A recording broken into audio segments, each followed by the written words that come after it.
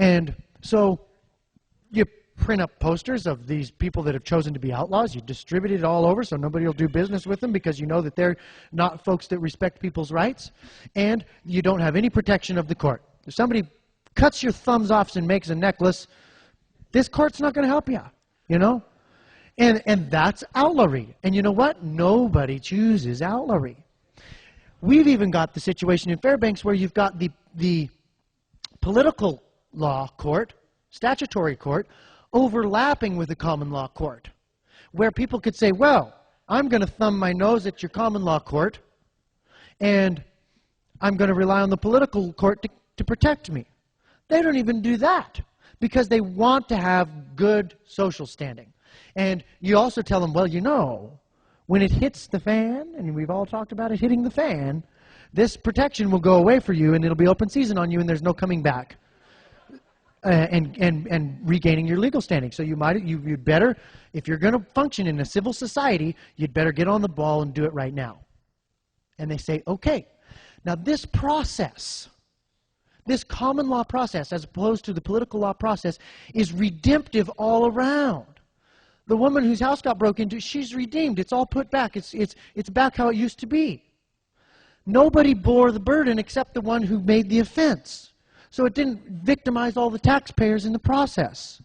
And most importantly, the ones who committed the crime, the one who violated the rights of others, redeems themselves by making restitution and walks out of that court and walks away from having made that restitution with a new opportunity. It's redemptive. It's restoration. People know in their heart that this is good. And this is what's guaranteed to us. Now, for those of you who are thinking, well, he lost me at the court, all right? It is guaranteed to us in the 7th Amendment. This was great. The DA came to our last meeting, and he's like, well, the Constitution doesn't allow for common law.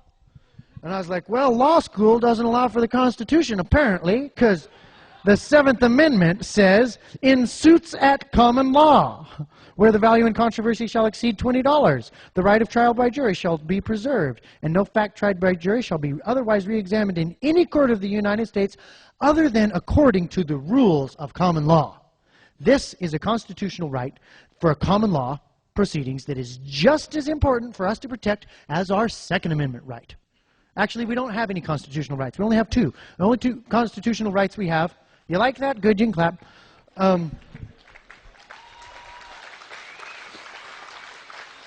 And we don't need their permission or blessing to do it. We don't need their permission or blessing to do it. That's the key point. So anyway, that's how the common law court is working. How do we select juries? Totally random. You send a couple of guys out there with a summons. You say, you've been randomly selected for jury duty. We're not going to force you, but you get paid an ounce of silver an hour if you want to come down and sit on this jury on a Thursday night. And most people say, okay, I'll do that, you know. And the compulsory process for, well, we're getting into the minutia. I've been talking with some other people about how you could maybe make one of these around here, because it's beautiful. And when this whole thing, this whole joke of government that we have right now comes crumbling down, we want to have something, because I'm afraid of tyranny of the mob, you know, because that's just as bad. And anarchy and tyranny of the mob is just, anarchy and tyranny of the mob are kind of different, but tyranny of the mob is just as bad as tyranny of the elite, because they're faceless. And we have a duty to protect some sort of order, even if it is just amongst ourselves.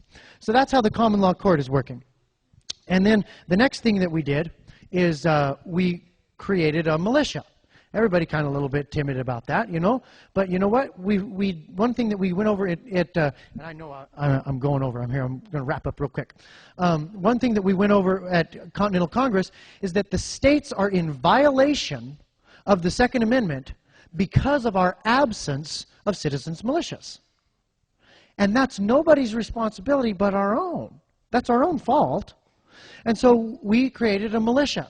And there are 3,500 armed, well-trained men under my command in Fairbanks right now.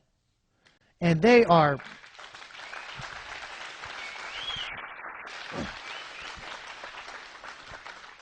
rip-roaring, ready to go. They're able to speak to the government in their language, which we hope won't have to happen. But you know what the militia is? The militia is anybody with a gun and a conscience. It's anybody who values their freedom and the freedom of their neighbor. It's somebody who's got that sense of duty to their fellow countrymen. It's beautiful and it's right and it's good. And we ought not to hide from it. We ought not to let the media scare us out of that. All the founding fathers said that was the only place that was safe for military force. Because every man who's in the militia is restrained by his own conscience. It's a little harder to do that in a conscripted army where when you say march, they go or they throw you in the brig.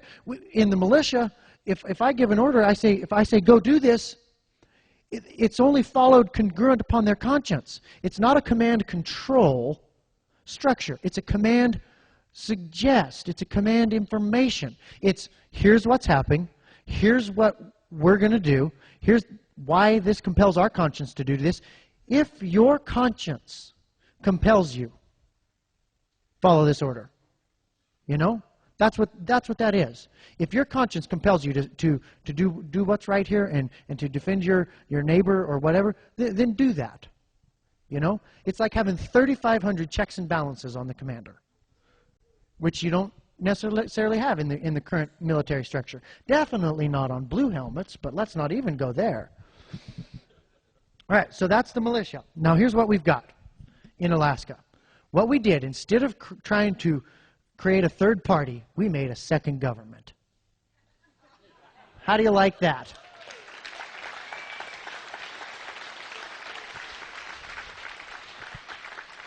Now here's the distinction, okay? First, let me tell you the three parts. There's the judicial, which we talked about. There's the militia, and there's the executive. The executive is the go-to guy. He's the gripe receiver. The judicial, protects the rights of all and helps defend people's rights. And the militia is force, to stop people that would destroy that. That's all the Israelites had. They had the Levites as their courts. They had Moses as their executive, and every man carried a sword. And I would pitch this idea to you that maybe, just maybe, anything beyond those three is just a tool of tyranny. That's all you really need to protect the rights of free people. You don't really need any more than that. And I'm afraid that anything beyond that might just be a means for a few to dominate the many, which is what we're all sick of. That's why we're here in this warehouse talking about how to stop that. Now let me give you a couple words of caution about this, creating this system, because other folks have done it before. It cannot be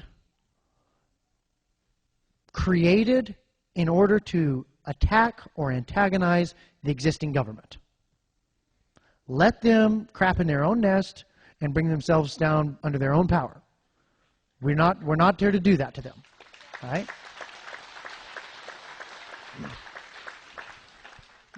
But as it comes to the surface that they're a freaking joke, here's an alternative. It's putting a little bit of free market action into the political arena, the governmental arena. The other thing that it can't be is a clique of a few hardcore freedom lovers, because that's kind of self-centered. It's got to be something that is a widespread rising tide culturally. You have to win the hearts and minds of your community. You have to win the respect of people. And that's what this common law court is doing.